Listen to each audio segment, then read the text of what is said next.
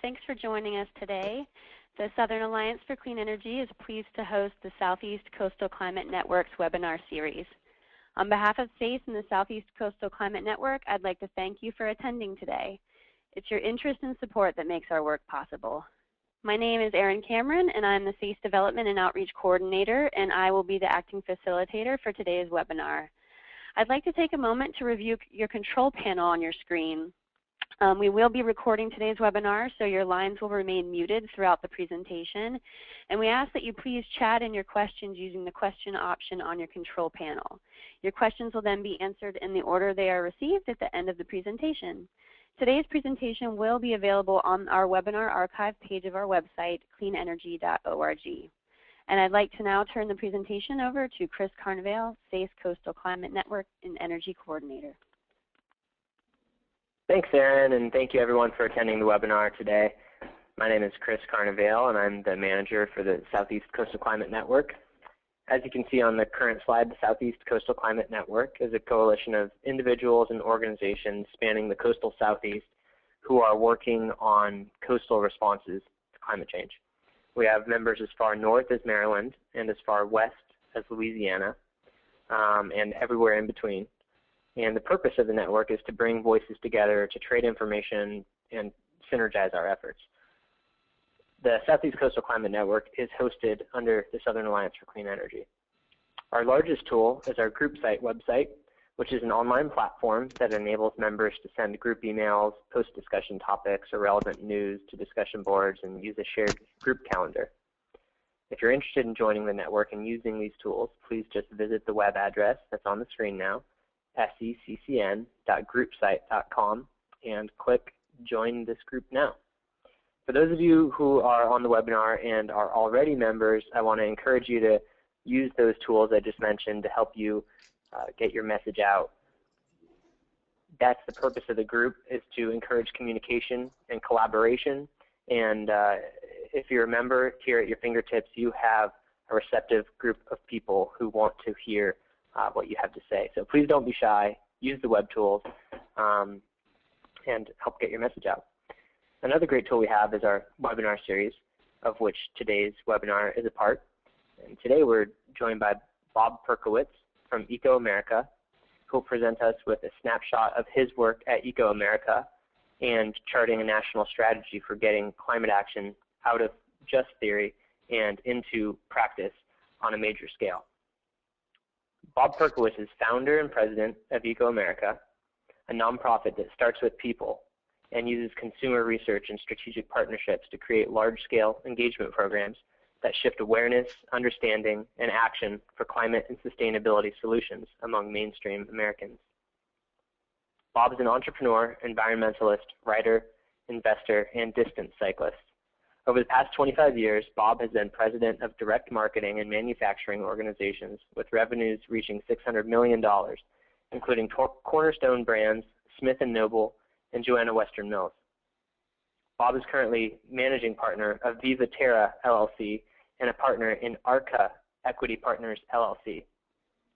In the nonprofit sector, in addition to his work with Eco America, Bob is on the boards of the Environmental Defense Fund of North Carolina, and World Bicycle Relief. He also served as a trustee of the Sierra Club Foundation from 2001 to 2007. Bob received a BS in Social Thought from Lake Forest College and an MBA from Lake Forest Graduate School of Management. He resides in Washington, D.C. and San Francisco with his wife, Lisa Renstrom. Bob has ridden his bike across North and South America, Australia, Europe, and part of Asia, and is currently trying to figure out how to complete the Asia ride and pedal across Africa. With that, I'll turn it over to Bob. Thank you very much, Chris and Erin, and I want to say good morning to all of you and thank you all for participating in this call. It's the kind of work that you all do that we copy and take to national scale, and we appreciate everything. We all have to work together, like Chris said, communicate and collaborate to get this planet on the right path. At Eco America, we are a little bit different of an environmental organization. We see all of it as a social change challenge. there's various environmental issues, and there's things that people care about. And for the most part, environmental groups kind of communicate to people, and what people hear are things that they don't really particularly like. We ask them to sacrifice. We appear like we're preaching to them. And what Eco America does is all of our programs have centered around groups of people as opposed to a forest or a toxin or something like that. And then what we do is we try to engage the trusted leaders and tribes where those people gather and inspire them to care about environmental issues. The other thing that's a little bit different about the way that we work is that most environmental groups have to appeal to environmentalists to get money. If you have a $1 million budget for marketing and you try to spend that on people who don't have money or don't care about the environment, the next year your budget will be smaller and the next year you'll be out of business. So it's critical that we all develop messages and programs that reach out to the people that care about our issues. But a lot of times the people that we need to actually get the right outcomes are not those same people. We don't have members. We act as an agency in the background all the time. So we don't have that pressure. We can market to people who aren't aligned with us. Bob, this is Erin. Yeah. I'm so sorry to interrupt. We aren't seeing your screen yet. Really? Yeah. Have you accepted the? Yeah. Hold on. Okay. Here. There we go. Okay. Now let me click one more button. How are we now? Perfect. Okay. Hold on. Let me get this thing off the screen.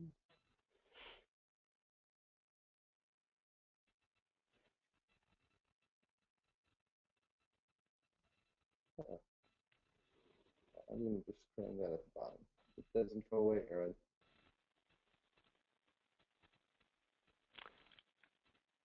We are now seeing the climate change as a social. Okay. I'm trying to get rid of the control panel and put it in the background.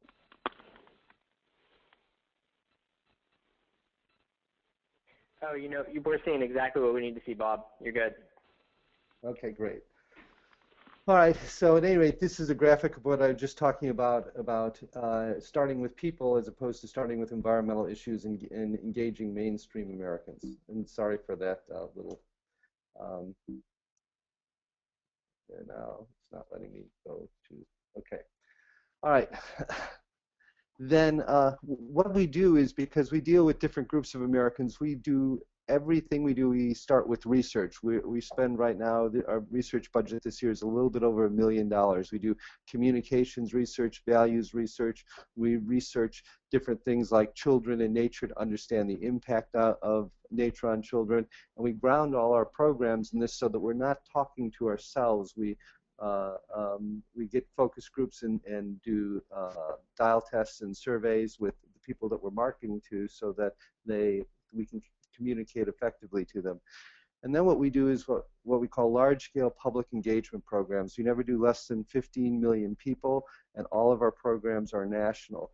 And we don't really believe in communications and marketing per se. It's very important to get those things right, but to change things, you really have to change institutions and infrastructure. So just a couple of our programs here. This is the American College and University President's Climate Commitment, which we launched in 2007. And right now we have over about 670 colleges and universities, including 12 state university systems that have signed up to go climate neutral. This is not a plan to reduce emissions by 20% or 50%. When the presidents sign up for this, they agree to measure and report their emissions annually, take 7 tangible actions, which include things like curriculum and investment, as well as the usual things like transportation and renewable energy. And then within 2 years, they have to come up with a plan to go climate neutral, and they have to report publicly on both their emissions and their progress on their plan annually. And you can see all those plans. There's over 500 of them right now up at the President's Climate Commitment website, from schools as small as Cape Cod College with 250 students to schools like Arizona State and the Los Angeles Community College District, which both have over 250,000 students. And so there's this is the largest climate neutrality program, as far as we know, in the world. We've also done the SEED program, Sustainable Education and Economic Development. All the programs we do, we partner with people. We develop and then launch the programs and work with them for a couple of years, and then we hand them off. So the programs go on forever. This program, we put together a curriculum on sustainability, 6 different topic areas, faculty development guides, guides for the presidents to implement them. And if the president signs a pledge to green his campus and green his community, help green his community, they can get access to all these resources for free. And about half of America's community colleges have signed up for this program and are participating in it right now. All of our audiences we target, you can take a look at a town or an area and you can say who are the most important people to get.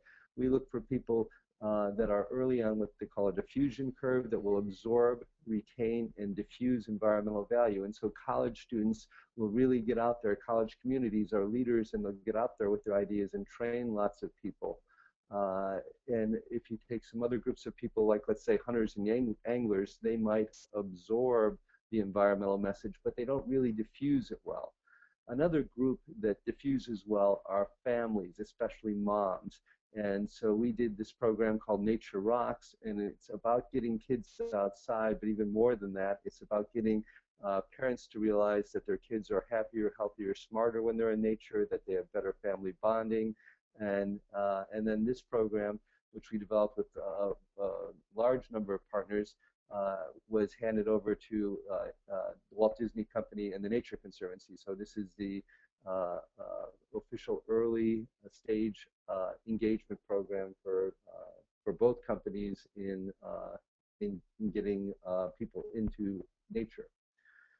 And then a program we just launched about 4 weeks ago is Utopia, where we partnered with the American Public Gardens Associations. There are about 500 gardens with about 70 million annual visitors, and they're doing something similar to what the colleges and universities are doing. They will all be greening their operations, educating their staffs, and if you go into a public garden starting in 5 or 6 months from now, and then a year from now, very many of them will be participating, you'll see a minimum of 10 exhibits about climate change in the garden. You'll see things on the website. You'll see things as you walk into the entrances.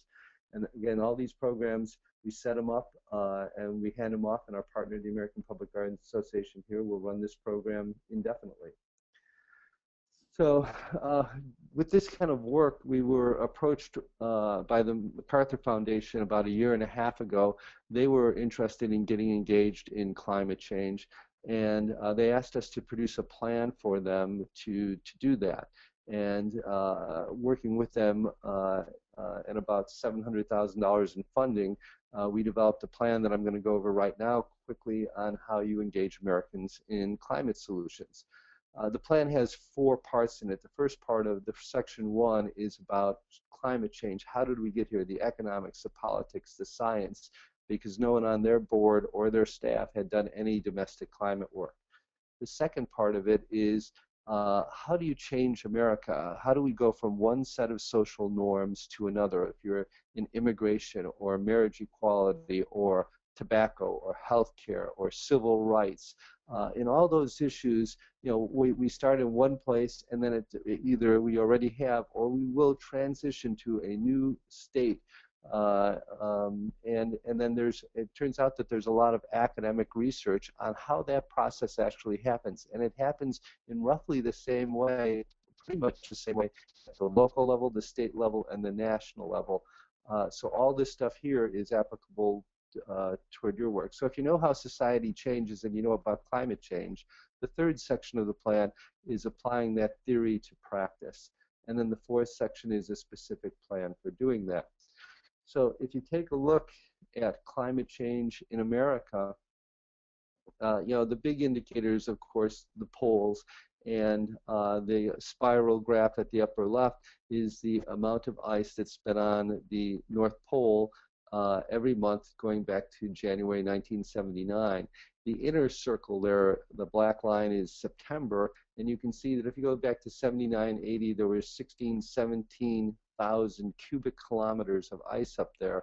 Last year it was down to, last September it got down to 3,500.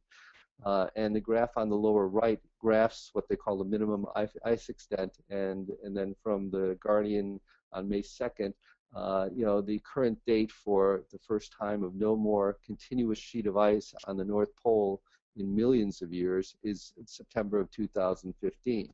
Now, most Americans can't absorb that and deal with it. It's too big and abstract of a problem. But what they can deal with and understand are the local and regional impacts of climate change, which happen with floods and droughts and storms.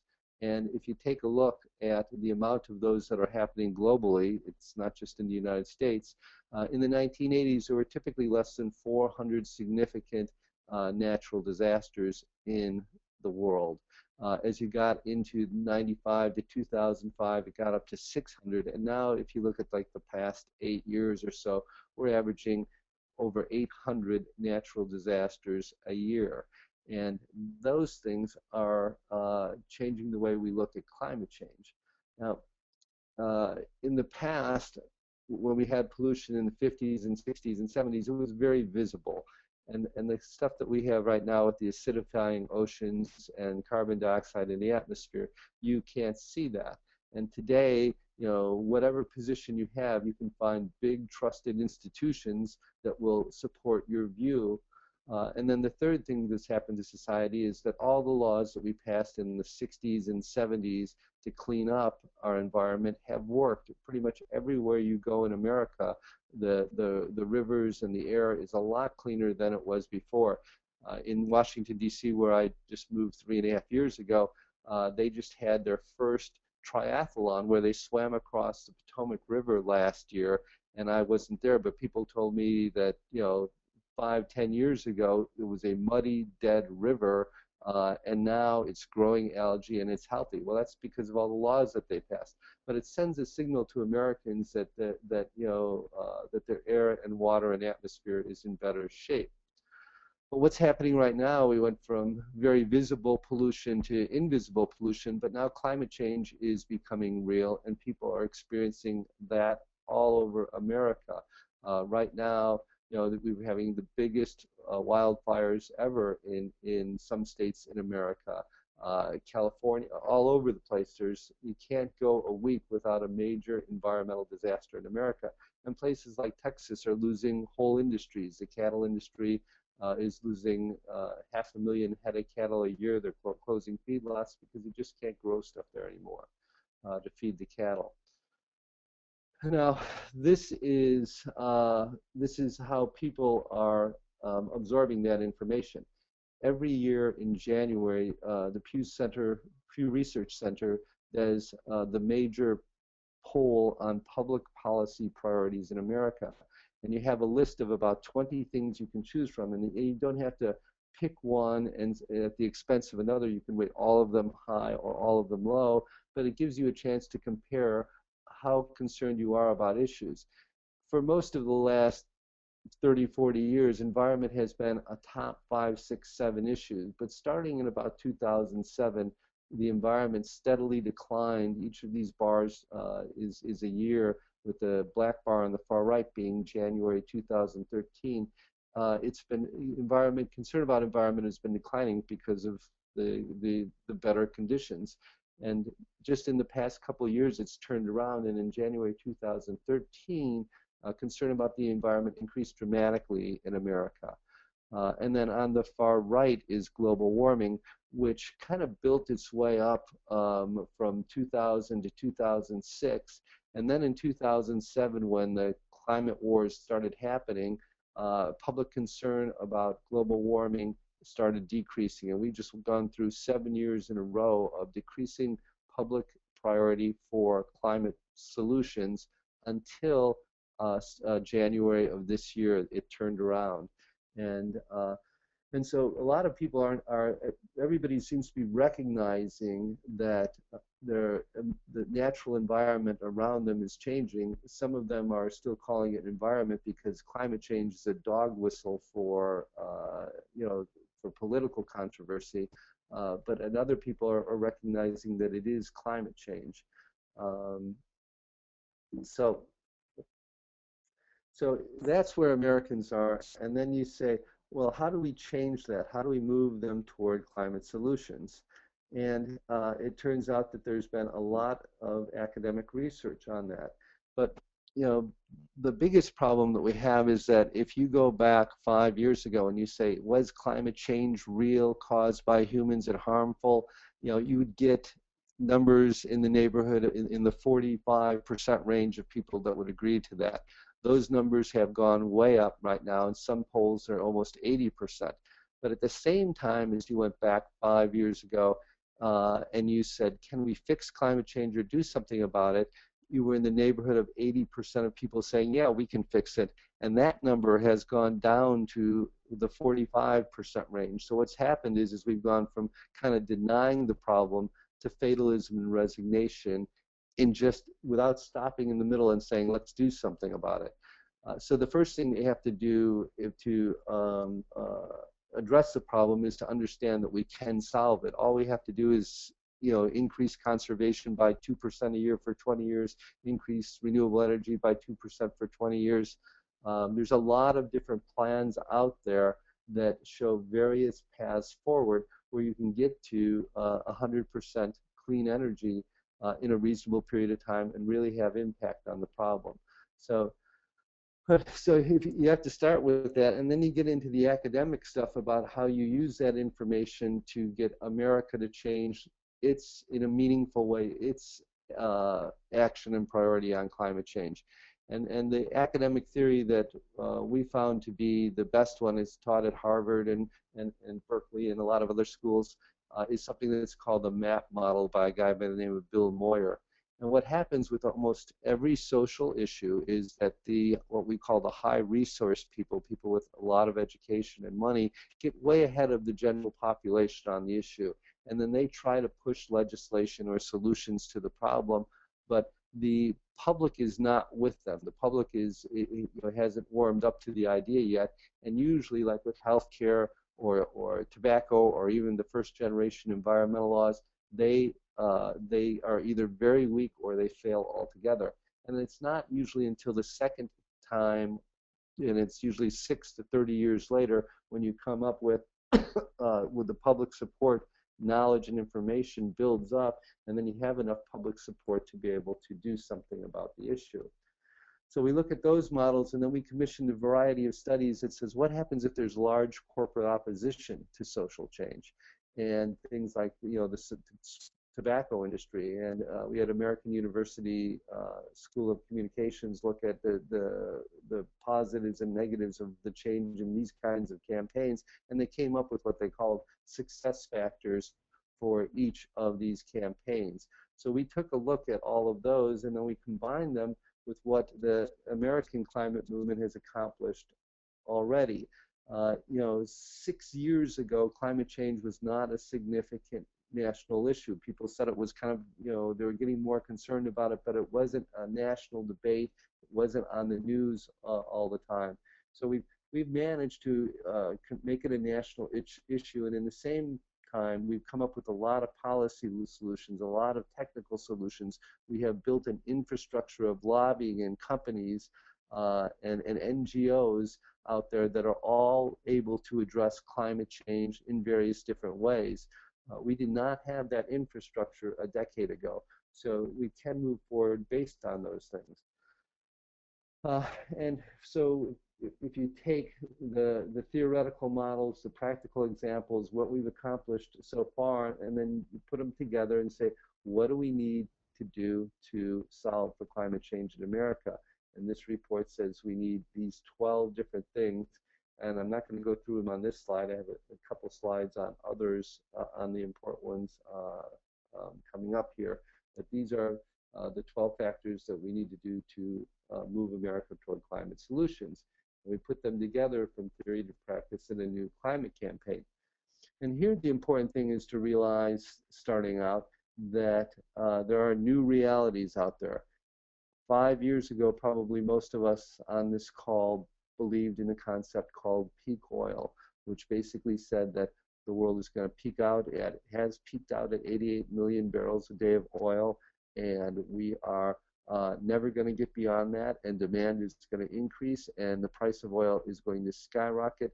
And we've got a lot of signals that way, as the price of oil in gasoline in America has gone up, to above $4 in many places around the country over the past number of years. So, but now we know that there's peak oil at $30 a barrel, but if it's $120 a barrel, maybe not. You can do fracking, you can do shale oil. Right now, we've gone in just one decade from 10% of the oil on the planet, from 1% of all the oil on the planet, to 10% coming from deep water drilling platforms. So, if oil goes up to $250 a barrel, we can probably get it from anywhere. This entire planet is made of carbon, and it's just a matter of finding the least expensive ways of getting it out of the planet and burning it. But when you do burn it, that is causing the visible impacts that we've talked about. And the shifts in public opinion, when you get a major national poll taking a directional shift like that, it means that Americans are starting to pay attention again. So what we need to do is figure out how to accelerate and amplify that process. And so this thing that's called Momentous, which is a campaign that we're working on with a number of people, has 6 different things that it's going to do to try to help accelerate and amplify the process. The first thing is what's called a principles-based solutions framework. There are a lot of different solutions to climate change. If it's gun control and you go up to Obama, you can say, hey, we don't need to have these big magazines and automatic weapons, and you can solve a lot of the problem.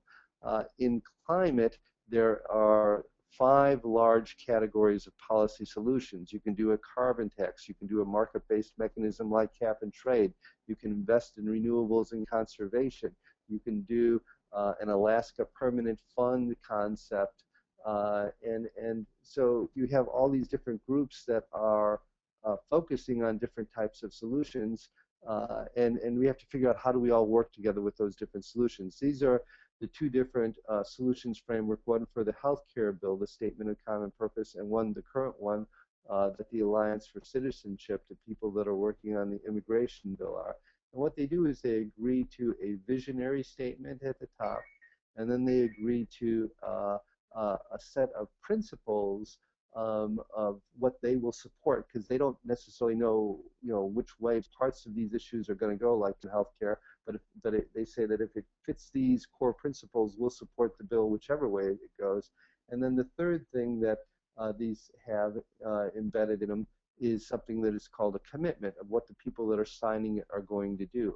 So we need to develop, for the environmental community, for the climate and sustainability community, we need to develop some foundation for all of us to work together. The second thing is a master narrative. And when issues first come up, they've come up in kind of aggressive, confrontational ways, abstract ways. So like healthcare for decades was something called universal healthcare, and people didn't really want that. And gay rights, why do they get any more rights than we get?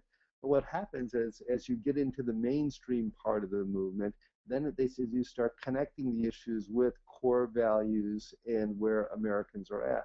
So everybody gets it that smoking tobacco is a bad thing, and you say that kids, people in airplanes, and then you get to restaurants, and you say kids. The campaign that actually pushed it off over the top was something called Campaign for Tobacco for Free Kids, which was funded at about $30 million.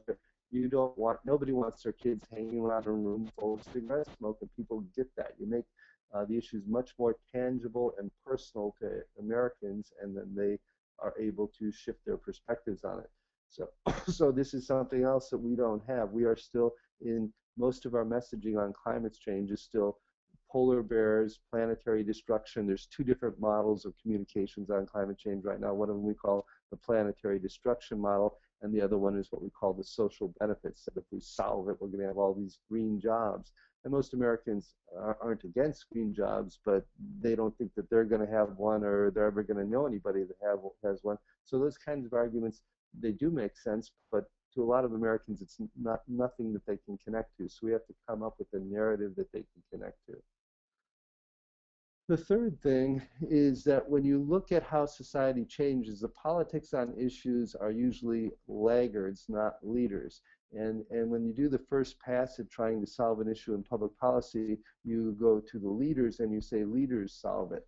But what happens is that as different sectors of society flip and society flips, then politics follows after that. So if you have, let's say, in marriage equality, if you have 490 of the Fortune 500 companies providing equal benefits to their employees, you know, sooner or later the politicians catch on that this issue is basically over with, and we're going to lose support if we keep promoting a legacy position that most citizens don't want. So what we have to do is we have to flip sectors of American society to care about climate change. To a large extent, you know, the higher education program, we've done other work in higher education. We've done 4 big programs that are like the Princeton Review Guide to colleges. Every college is ranked by sustainability right now, and if you flip to page like 9 or 11 in the guidebook, depending upon the year, it says that Eco-America developed those rating systems.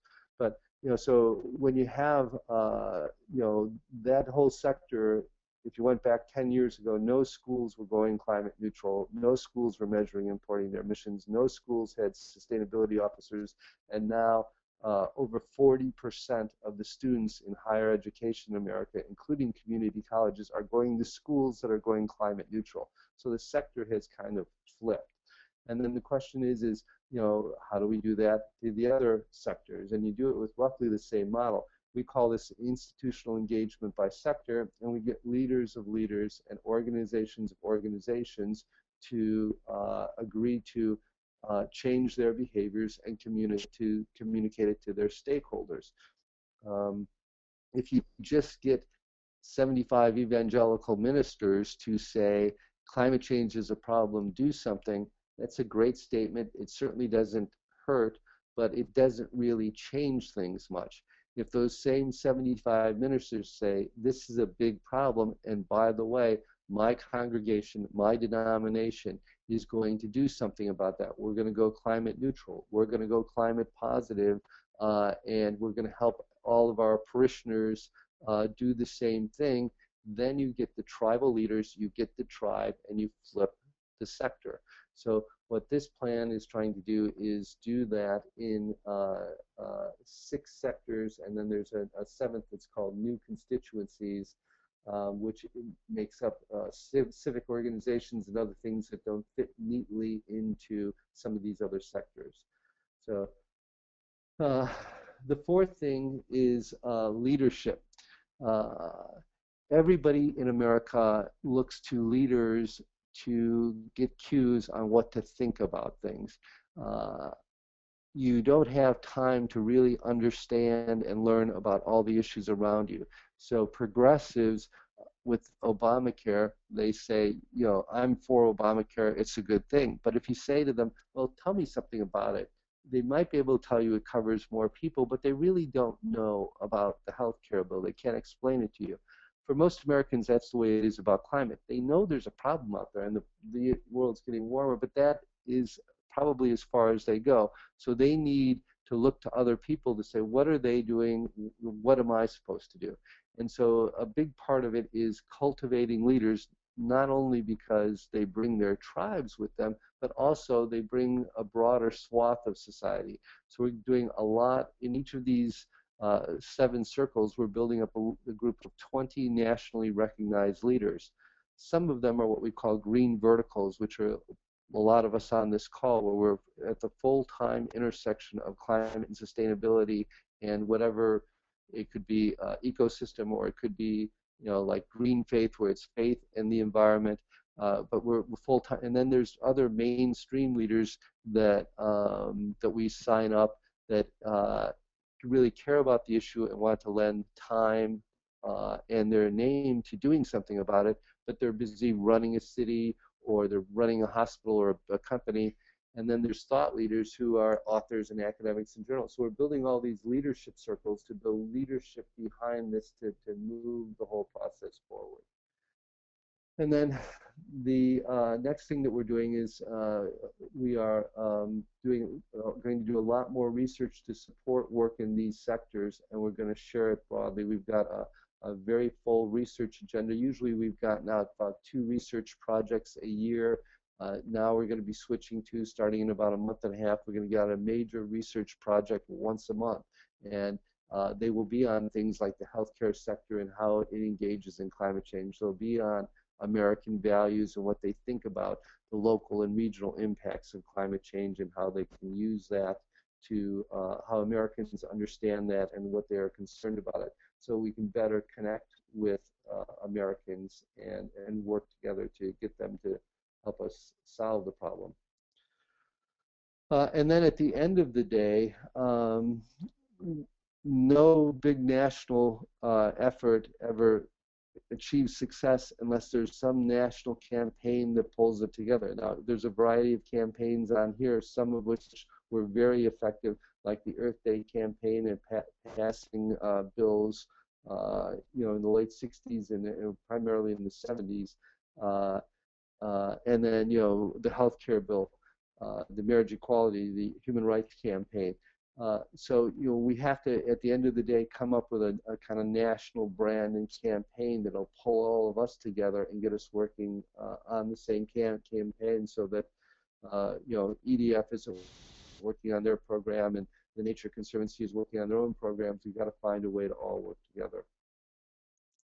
So this is kind of the process that we're involved in doing that, where we're organizing, talking to people in all these sectors, building up the leadership groups. We've got about 120 of the 200 plus leaders already signed up, and then we're building that principles-based solutions framework and master narrative.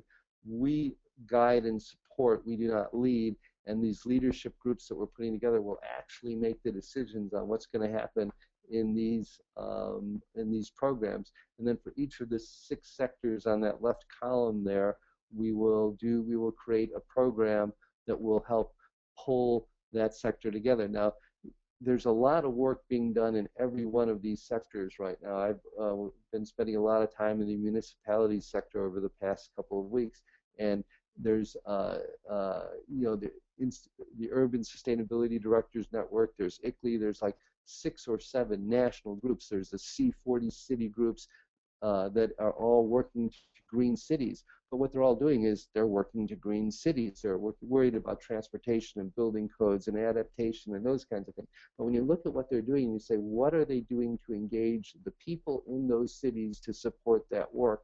And there's basically none of that going on.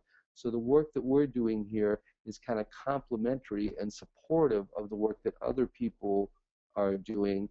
You're not going to come to any of the momentous websites and find out how a city should adapt to climate change, but you will find us pointing to other people for that. And you will find us saying, if you want to talk to people and build support for a climate preparedness effort in your city, what you need to do is, here's your 6 steps to do. So we're going to build up all those resources for people who want to work on climate change. Now, getting to a real practical level here, go back to the beginning, which is the communications and the marketing. And we do these focus groups and we do these surveys, and we literally will do 16 focus groups, 1,000 people in dial tests and 1,000 people in surveys to really understand how they think about an issue. And then we've come up with a variety of things which we put together in training programs for NOAA and for other people on engaging people in climate solutions.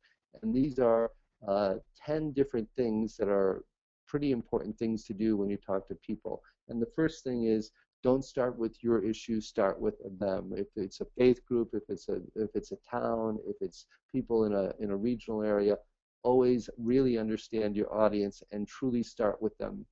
The second thing is that when you talk about climate change, and this holds if you are going into a party at a friend's house, if you start talking about climate change, people will generally turn off, no matter if you're a progressive or if you're a conservative. They are fatigued, or they've been taught to believe certain things about it.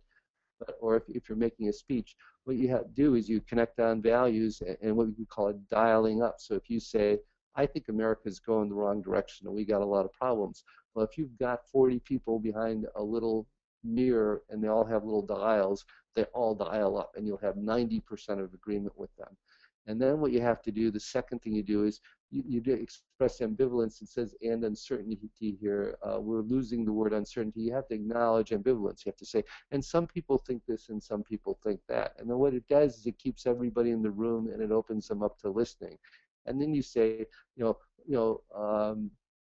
I live in this community. I've got 2 kids. I go to this school. My mom does this. And you establish really good personal connections. And then from there, on your 4th or 5th thing, then you can start talking about from personal experience. You start saying, and from what I can see here, I lived in Charlotte, North Carolina, and the pond in my backyard when I was a kid, it used to have ice on it every year. And I used to go ice skating and sledding, and we haven't been able to do that for the last decade. So there's clearly something happening. So sequence and how you connect matters.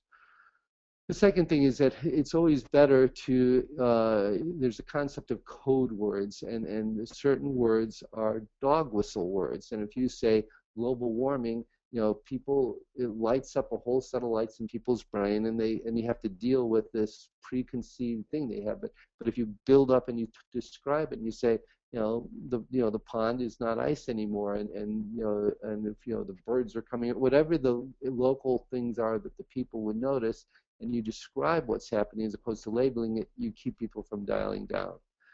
Another code word is science.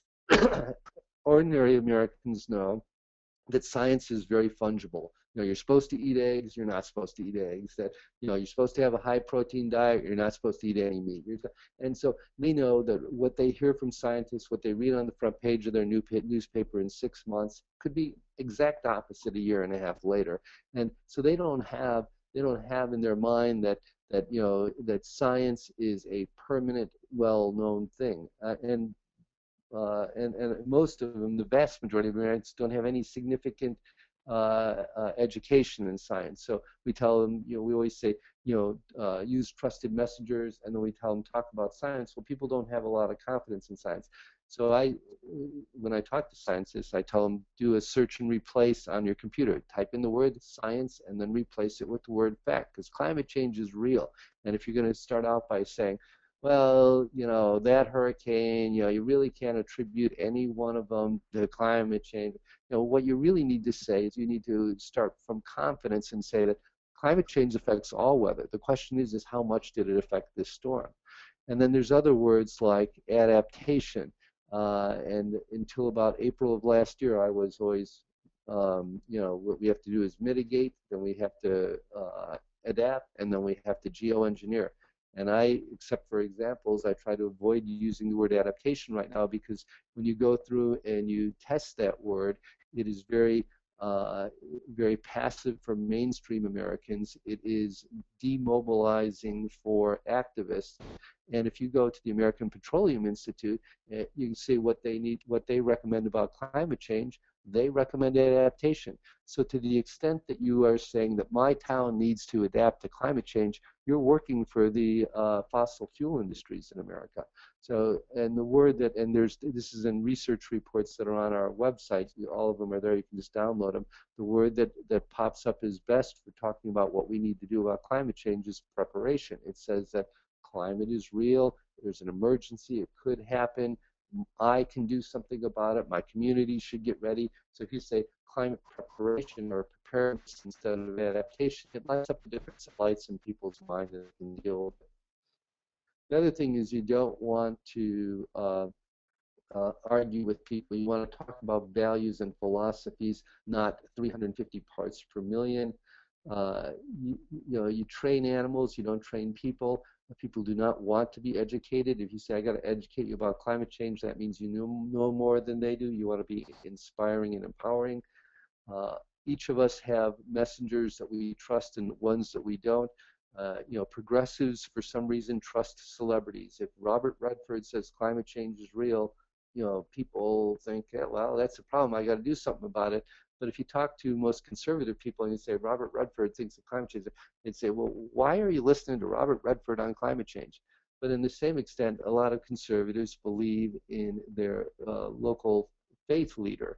And if that faith leader says it, but if you go to a progressive, why should the minister in Charleston, South Carolina, local minister, know more about climate change than anybody?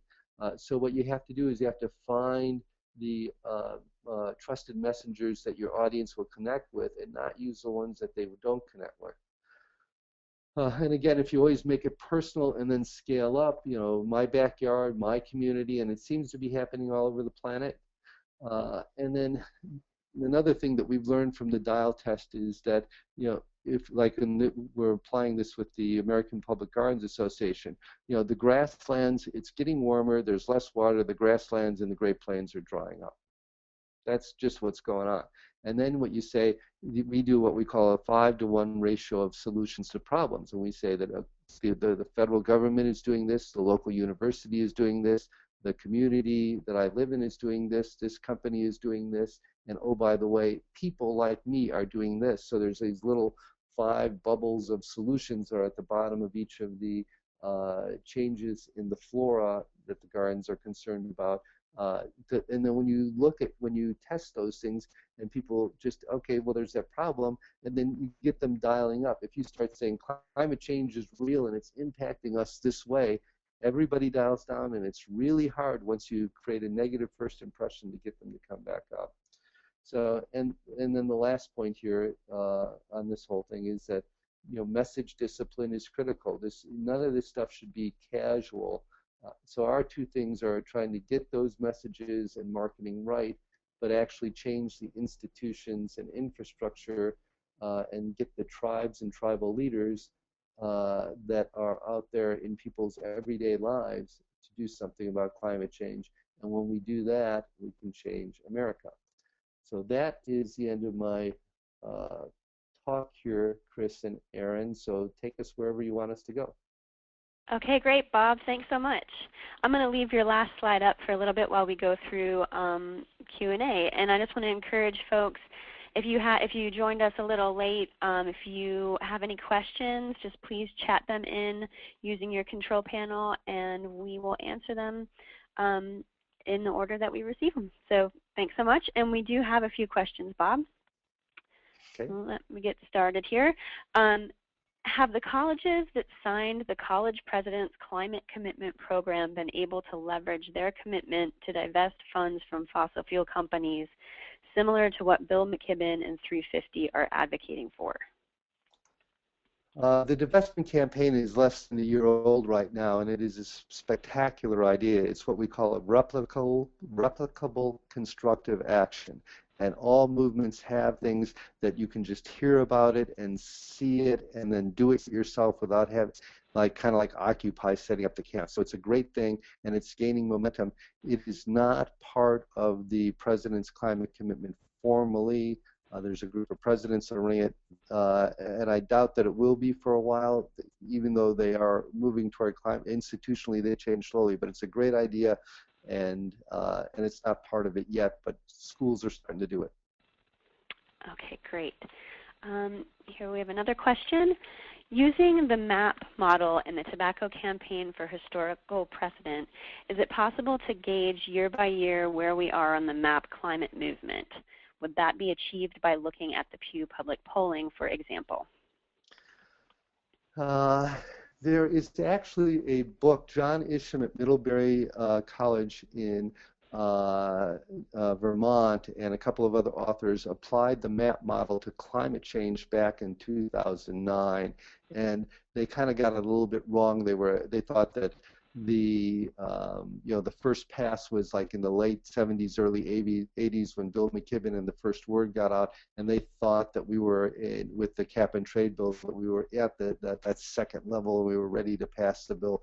But at any rate, so it has been applied to climate change, and social change is discontinuous. What happens is, like with the Arab Spring, or even like things like marriage equality, you go for a long time with basically nothing that happens, and all of a sudden over the course of 2 or 3 years you get 12 or 16 states, and then more every other month, passing bills. That's what's going to happen with climate change. And what we need to do is we need to be ready to help society move toward good solutions when society hits the inflection point or the tipping point. And so those polls will provide guidance and indicators, but those are kind of like lagging indicators. You look at them and you say, yeah, it looks like we're ready, but it's kind of like you don't time your investments. It's really hard to time the social change. Right now, a lot of people are working toward 2015, and I think it's COP21 in Paris, as there's a lot of international leaders and people in America that are, and then plus all the impacts. It looks like there's a variety of things that are moving toward climate solutions, and we're hoping that we can get something done in the next 3 years. And polling is helpful, but it's really hard to predict. Okay, thank you. Here we have another question. Can you please elaborate on the point of engaging 15% to 40% of each sector, and to what extent does this segment need to be engaged? Is it merely that 15 to 40% need to be educated, or that they actually need to take a stance? These are really articulate questions, and it's just huge difference between, I guess, when people write them down and when people. The 15 to 40% is, there are social change theories, and the name escapes me, about that you get a core group of people, and then you hit the tipping point, and usually it's around in the neighborhood of 10 to 20% on every issue. We have some of the sectors we have are huge, like the healthcare industry in America is 21% of the GDP. It is employs tens of millions of people, and there's so many different subgroups in it, with the hospitals, the healthcare providers, the insurance companies, the drug companies, the professional associations, and so we actually subcategorize these big sectors and approach them in a kind of a logical way. Other sectors like higher education, yeah, there's 19 million students in higher education today rotating through the community colleges and universities. There's about 12 million people that are engaged in supporting that as faculty, staff, and administrators, so the 15 to 40% thing, we think that we're going to be able to get that in cohesive smaller sectors like healthcare, and maybe even in faith. The big ones like business and healthcare, we won't get 40%. It'll probably be, where we shoot for 15%. And yes, we think what we call, they have to be proactively engaged in it is our thing. They can't, you just can't say, like with the higher education, we can say that those students and those people are going to schools that are actually doing something now. So we're not going for just, hey, the American Hospital Association says green, and therefore they are, we get 6 million people or whatever it is. They actually have to do and implement the programs and engage their people. Okay, great. We do have another question that just came in. It is tough to inspire people when the facts are so dire. Focusing on engaging activities that make small differences can be discouraging. Is there a way to make people more aware of the importance of these steps without depressing them with the reason climate change of why they are necessary?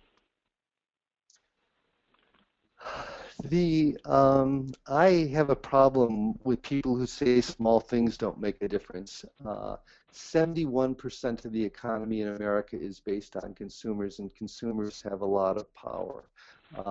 The least expensive and easiest thing to change is behaviors. It costs you nothing to accelerate a little bit slowly or turn off a light. It saves you money, and it only adds benefit to everything around you. And then saying that small actions on climate change aren't really helpful is like saying your vote doesn't count. We know from our research that people change as a package. So if you change your perspective on climate change as a national issue, an international issue, as a local issue, as a personal issue, you change it across the board.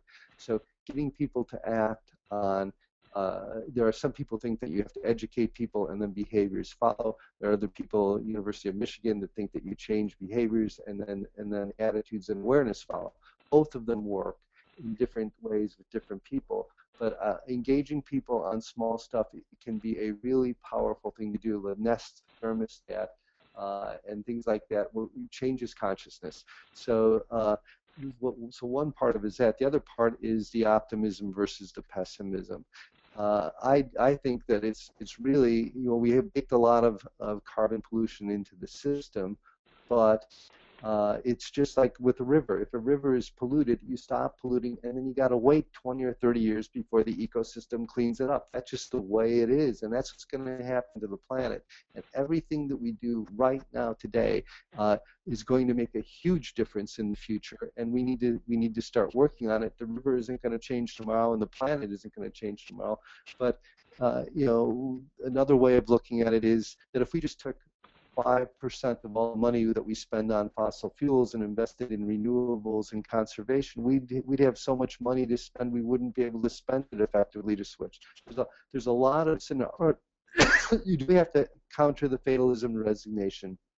There are a lot of solutions that lead to solving the climate crisis, and when we get to the other side of it, it's a really beautiful place. Imagining being able to get all of your energy without having to burn things. Everybody knows that burning is bad, so you definitely need to find ways to counter the fatalism and resignation, which are like that one slide I have, which might not be that good, and then give people hope and let them know that they make a difference. Don't disempower them and tell them, sorry, changing your light bulb doesn't make a difference, because maybe your light bulb doesn't, but your vote doesn't either then. Great. Thank you, Bob. We do have one last really quick question, and then we'll wrap it up. How can local groups feed into the Momentous Network? As we set it up, we're phasing it in 3 different phases. The first phase are what we call the eco-humanitarian groups and the faith groups. Then we're doing municipalities and higher education. Then we're doing healthcare and business. And the first programs will be coming online September, October this year. In July, we will have a website up, and you will be able to sign up. And then when we start launching the programs, we'll get you a monthly update of where we are, and then we will keep you posted. But all the resources that we have, we hope to have. Every group that is on this call, we hope that you will join and support stuff and contribute. There's going to be a lot of like it started out with, all the answers are out there in groups like the people that are participating in this call, and we want to provide a platform for you to share what you have, your success stories, celebrate your leadership, and engage you in the collective action of all of us working together to solve climate change. So there will be those mechanisms. You'll be able to start signing up in July, and you'll start getting resources in September and October. Great, Bob. Thank you so much for being with us today. I want to thank everyone on the call for attending today's Southeast Coastal Climate Network webinar. SECCN is very excited to take part in this webinar series, and we would like to thank all of our members on this call and encourage those of you who are not members to please join us today. For more information, please check out our website, cleanenergy.org, and I also encourage you to view our blog and follow us on Facebook and Twitter. Again, today's presentation will be available on the webinar archive page of our website. Thanks, everybody, and have a great day. Thank you.